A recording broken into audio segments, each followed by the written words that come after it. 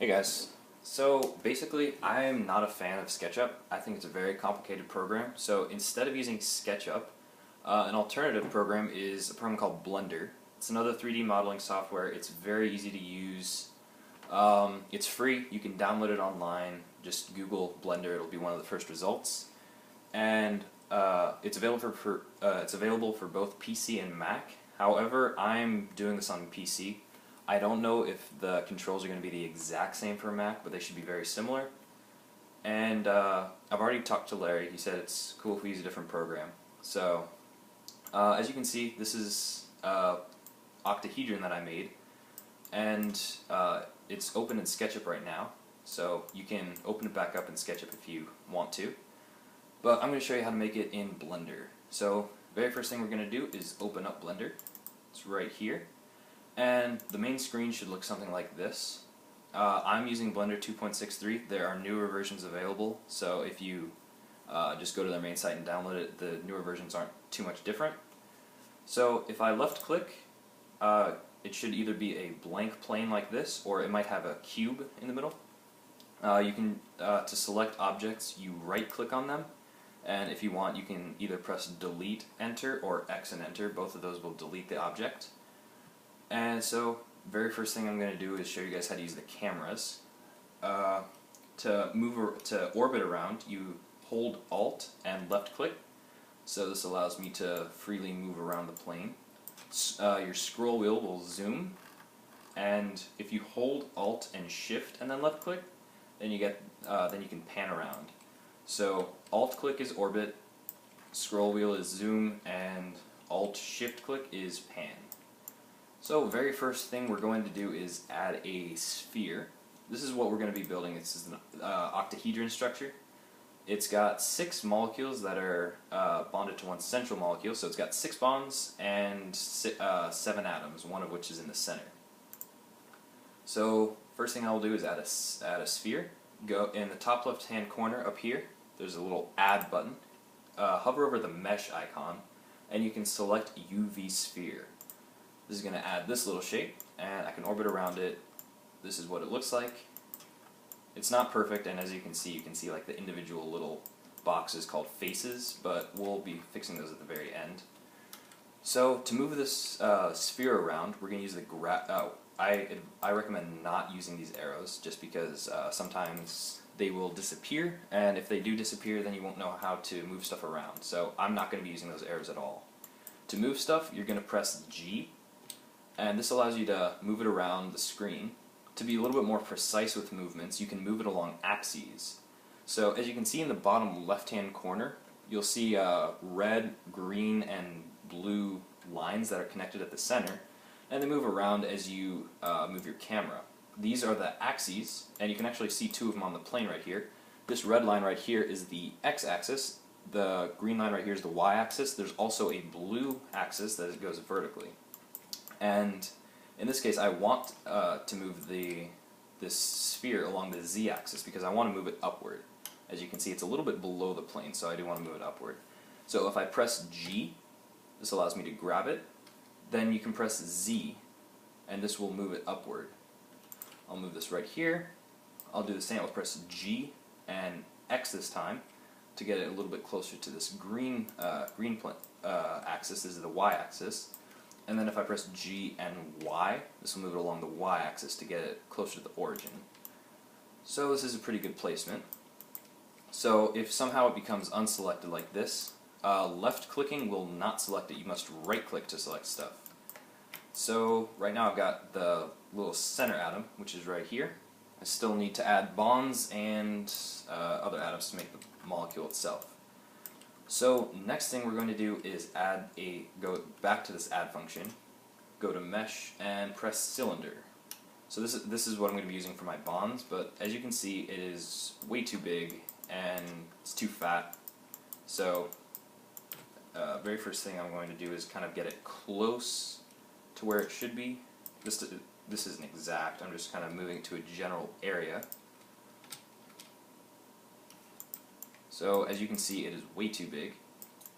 To scale stuff down, you press the S button, and this allows you to make it bigger, smaller, whatever. So if I press S, as you'll notice, when I make it smaller like this, I might get a better width for the circle, or I guess diameter, but at the same time you make it very short. So start by getting the proper diameter of the circle. So start by making the width of the bond you want. So I'm going to start scaling it down and get to about maybe this width. I think that looks pretty good. And I'm going to move it a little bit closer to where I want it positioned on this atom. So I'm going to press G and Z to move it downward, just to see how centered it is. It's pretty centered. It could be a little better, but for now it'll work. Now I want to make it taller because it's too short for me right now. So I'm going to press G and Z to move it upward, just to get a better view of it. And then if I press S again, if you just move the cursor outward, it makes the entire thing bigger, so I lose my width. So instead of doing that, I'm going to scale it along an axis. So again, with the XYZ axis, if I press S and X, this will scale along the X-axis, which goes this way, so then you can make it more of an oval prism shape. You can do the same thing with the Y-axis, but neither of those are what I want. What I want to do is scale it along the Z-axis, which will extend it vertically.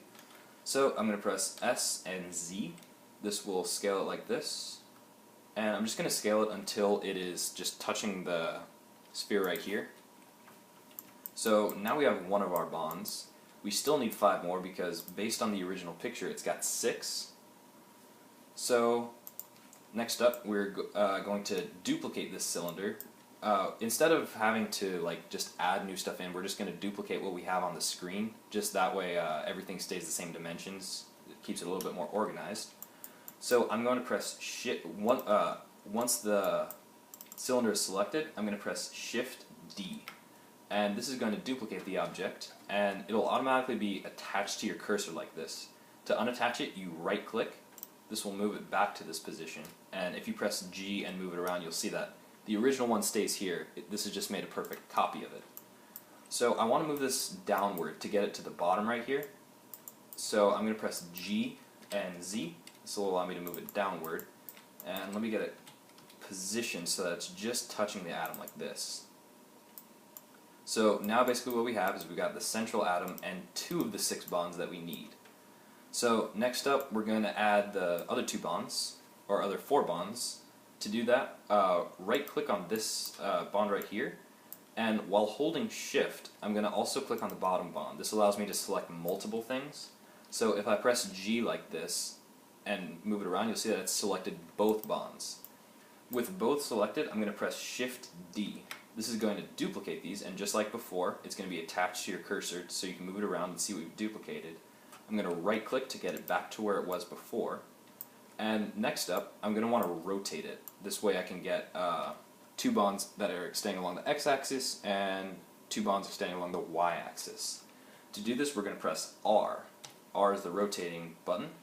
But one problem is that, let's say I want to rotate it to the side so it's along the x-axis. This looks about right, but as you can see from above, it's actually sideways compared to the x-axis. The x-axis runs like this, so this isn't quite right. I'm going to press Ctrl-Z to undo that, and then I'm going to press R again. But instead of just kind of freehanding it like this, I'm going to rotate it along a specific axis. In this case, I want to rotate it along this y-axis right here. So if I press R and then Y, this will rotate it specifically along the y-axis and give me a more precise measurement. And to make it a little bit more precise, if I press R and Y to rotate along this axis, if you type in 90, this will rotate it exactly 90 degrees. So next up, I'm going to get the other 2 bonds. Same thing, I'm going to press Shift and D. This will select both of these and create an exact copy. I'm going to press R and Z, and I'm going to type in 90. I just rotated this along the Z-axis, and this way I've got almost 6 of my bonds. Next up, I need 6 atoms to be on each end of these bonds. So once again, I could go to Add Mesh and select another UV sphere, but the problem is this will be I'll have to reposition this along each of these bonds so that it'll be centered. Instead of doing that, I'm going to right-click on the cylinder, or on the sphere to select it, and press Shift D. once again to duplicate it. And so now I've got another atom right here. I'm going to right click to get this back to where it was before. I'm going to press G and Z to move it upward. So now I've got another atom on top of the bond right here. Just to make it a little clearer which one is which, since this central atom is different from the ones on the outside, I'm going to scale it down a little bit. I'm going to make it a little smaller. That way it's clearly a different atom. And later on we'll also add color that'll make it a little clearer. So again, GZ, going to place it as close as I can. And I'm going to, once again, with this sphere selected, Shift D, create a copy of this, and GZ to move it downward. And I'll get it pretty close to the bottom right here. There we go. So just like we did with the bonds, I'm going to right click on the top sphere, and while holding Shift, click the bottom sphere, and then I'm going to press Shift D to duplicate. Right click to detach from your cursor, and I'm going to press R to rotate it, and in this case I'm going to rotate it along this X-axis right here. So if I press R and then X, you can see which way I'm trying to rotate it, and just like before, if you type in 90, it'll rotate it exactly 90 degrees like this. So I'm going to do the exact same thing for the other atoms. I'm going to press, once these two are selected, I'm going to press Shift D, and then to detach from my cursor I'm going to right click. Ooh, that's Paideia canceling, cool. I'm going to, with both of these selected, I'm going to press R and Z. This will allow me to rotate this along the Z axis, and once again I'm going to press 90 to rotate it exactly 90 degrees. I'm going to press Enter to apply it, and there we go. So I've got my structure built. I've got 6 atoms extending off of 6 bonds which are attached to a central atom. Now, at the moment it doesn't look that great. One of the big things that you'll notice is that the spheres don't really look spherical. You can make out the individual squares, which are called faces. To get rid of that, I'm going to select everything. To do that, you can either just press A, this will select everything, or you can hold Shift and right click. Either way will work. So with everything selected, on this left-hand panel right here, there's a little part called shading. Right now it's set on flat. That is the default when you create stuff. So I'm going to change it to smooth, and as you can see, it makes the spheres and cylinders look a lot better. And last thing we got to do is add color, because right now it's not very easy to distinguish which atom is which, because you've got the central atom right here, and then you've got these outer atoms, and aside from the slight size difference, there's really not much distinguishing them. So colors, they're called materials in Blender. They're a little bit more complicated to work with. I'm not going to go into much detail as to why certain things work. So first thing we're going to do is group objects into the colors that we want. So right now I'm going to want 3 different colors. I'm going to want one color for each of these outer atoms. I'm going to want one color for the bonds, and I'm going to want one color for the central atom. In the book, it's got the central atom as a yellow color, the bonds are like a gray or white, and then these outer atoms are like a turquoise color. So the way we're going to do that is we're going to select the objects that we want to have the same color. So in this case, for turquoise, for example, if I shift click on all of these outer atoms, which I'm going to make turquoise, then I'm going to press join. It's on this left-hand panel right here, and it's just above the part where we selected smoothing. So if I press join, it's going to do this, and join all of these atoms together. And another thing you'll notice is if you click on it, it selects everything. So if you move it around, you'll be moving everything instead of just an individual sphere. And I'm going to do the same thing for the bonds. While holding Shift, I'm going to select all of these bonds and press join. So now I've got all of the outer atoms in one group, I've got all of the bonds in one group, and then I've got the central atom. To add colors to these groups, on the right-hand side of the screen, you will see in this gray toolbar here a little circle shape. If you hover over it, it'll say Material. So I'm going to click on this, and it'll give you kind of a blank area. What you're going to do is you're going to press this button right here, the button that says New, and this will create a new material. Next, if you look down a little bit to this white box right here, If you click on it, it'll open up a color wheel, and as you might have guessed, you can change the color to whatever you want. In this case, I'm just going to stick as close to the book as I can and go with a yellow color like this. Now, even though I can see that the color has changed, it hasn't exactly changed the color yet. To change the color, what I'm going to do is I'm going to go to the bottom left-hand area of the screen, and where it says Object Mode, I'm going to click that, and instead I'm going to change from Object Mode right here to Edit Mode. Now, when I enter Edit Mode, one of the big differences is that I can't select things outside of this individual object. So I can't select these outer atoms or the bonds anymore. And you'll also notice that each of the individual faces are now selected. So first thing I'm going to do is select everything in this. To do that, you're going to press A until everything is glowing orange. And then I'm going to go over to the material window again and select Assign. This is going to specifically apply this color to those areas. Now I'm going to go back to Object Mode using the bottom left-hand area and clicking Object Mode. And then now you can see that I've colored this one atom. So I'm going to go to this group of outer atoms, and once again, while in the material window, I'm going to click this New button, change this diffuse to a turquoisey color, a little greener. There we go. And once again, I'm going to go into Edit Mode, and it's going to select all of these spheres. I'm going to press A to select everything on the screen right now, and Assign. Now this is assigned this turquoise color to those specific atoms. And next, back to Object Mode, I'm going to right click on the bonds, switch to Edit Mode, or actually I should change the material first.